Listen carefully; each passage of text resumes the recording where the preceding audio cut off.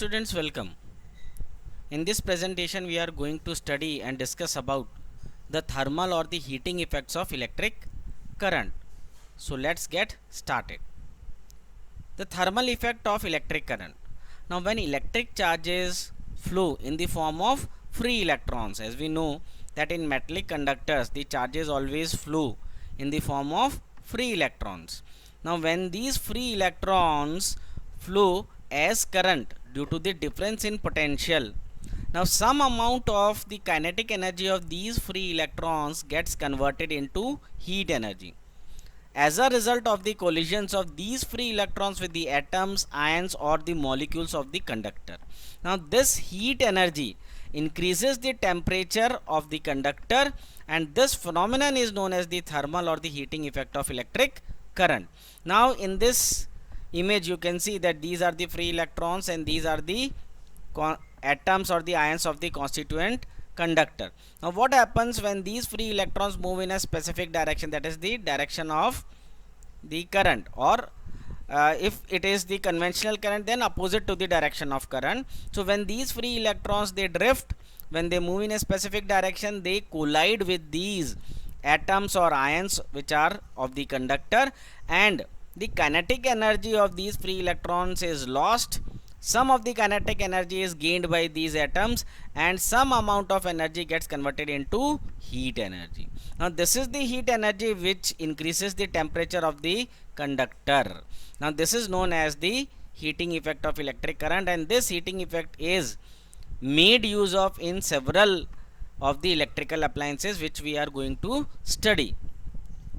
Now if an electric circuit is purely a resistive circuit, that means if an electric circuit has only resistances which are connected inside the circuit, then most of the or all of the electrical energy will get converted into heat or thermal energy. Now this thermal or the heating effect of current is used in many electrical appliances such as the electric geysers, right, electric iron toasters, room heaters, heating plates, right. These appliances have a coil of wire which is known as the heating element. So when the electric current flows through this heating element, it becomes hot. Why it becomes hot? Because this heating element is made up of a special type of material which has high resistivity. It is high on resistivity, and many times it is an alloy. The name of the alloy is nichrome, right. So when the current flows through this special type of substance which is an element, it is in the shape of a spring, right. The energy of the current or the electrical charges become converted, or it gets converted into heat, and it raises the temperature, right. And the amount of heat produced in the wire depends upon the material, because different materials have different resistivity, the length of the conductor and the thickness of the conductor, right. All these three we have already discussed.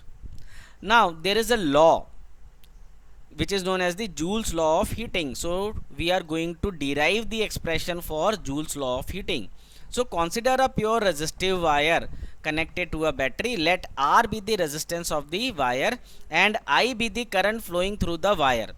Let V be the potential difference across the two ends of the conductor.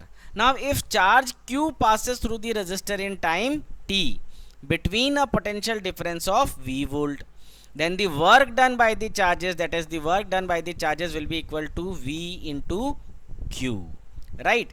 So V into Q, or V equals to, or we can say W, that is the work done equals to VIT, because Q equals to IT. We know we have replaced Q with IT, so the work done becomes VIT.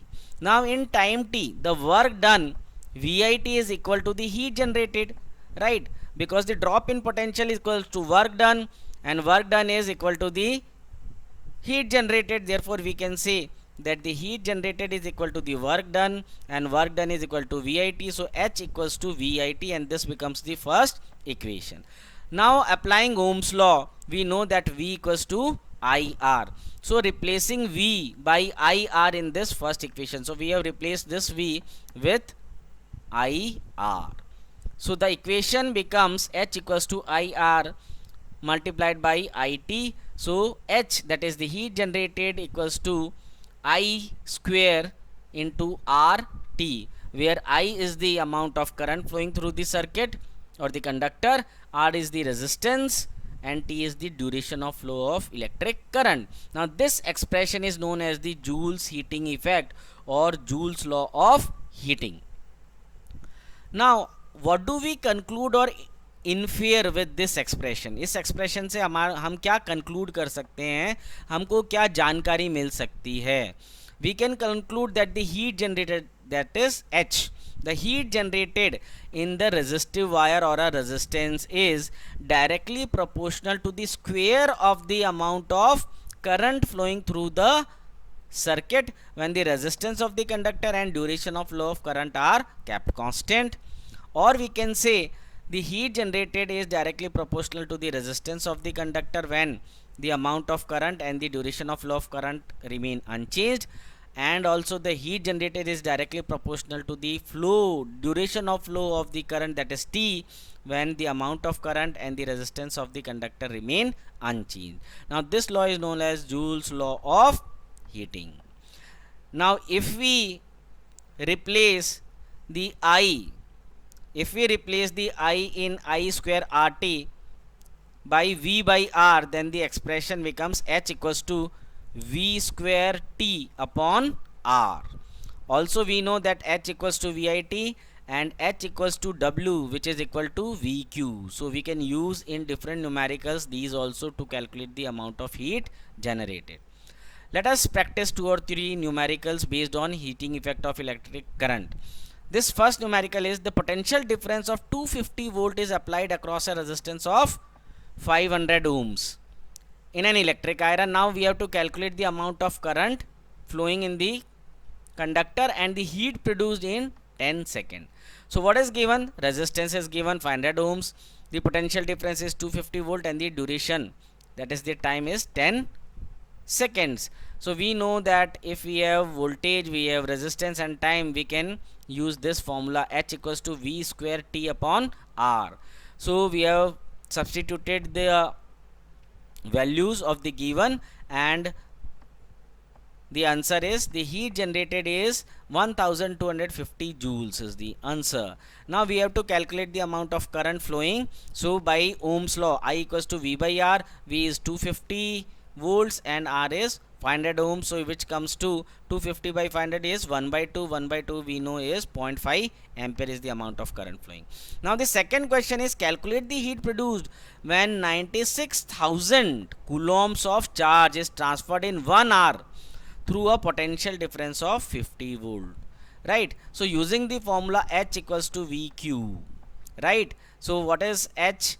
H is the heat generated, right? So this is the formula of W equals to VQ. So W is the amount of work done is heat generated, so W equals to VQ or H equals to VQ. So 50 V is the value, 50 V is the value of potential difference, and the charge is 96,000 coulombs. So here we get for 4,800 kilojoules is the answer, right? Now this third I have left it for your own to do it. You have to do it yourself. Now in this there are two resistors, for R1 is 40 ohms and R2 is 60 ohms. They are arranged in a series combination, right? And the total voltage given to them is 220 volt. Now calculate the heat produced by this combination of resistors in half a minute. Half a minute means 30 seconds. So what you have to do, first you have to calculate the equivalent resistance of the series. In series it is R1 plus R2, so the total resistance of the circuit or the equivalent resistance is 100 ohms, right? We have V and we have T. So you can calculate the amount of heat generated by this formula H equals to V square into T upon R, right? तो बहुत easily आप ये कर सकते हो.